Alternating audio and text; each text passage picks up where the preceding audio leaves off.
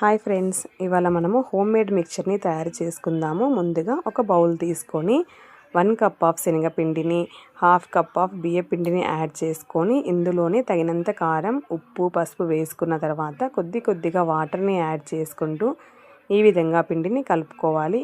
తర్వాత ఇందులోనే మనం సన్న కారపూస కోసం ప్లేట్ని పెట్టేసి పిండిని ఈ విధంగా ఆయిల్లో ప్రెస్ చేసుకోవాలి. ఇలా వేసుకున్న తర్వాత మనము దీన్ని కొంచెం కాల్చుకున్న తర్వాత పక్కన పెట్టేసుకుందాము.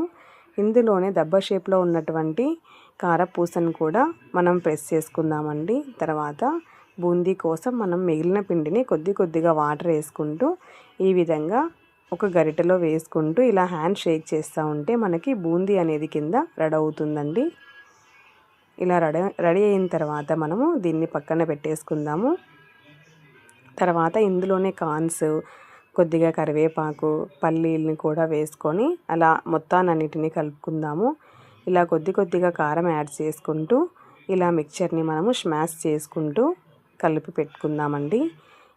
ఇది మనకు ఈజీగా 10-15 డేస్ వరకు స్టోర్ చేసుకోవచ్చండి. చాలా తక్కువ టైంలో ఎక్కువ రోజులు నిల్వ ఉండే హోమ్ మేడ్ మిక్చర్ అండి. చాలా టేస్టీగా ఉంటుందండి. ఓకే, థ్యాంక్ యూ అండి. బాయ్ అండి.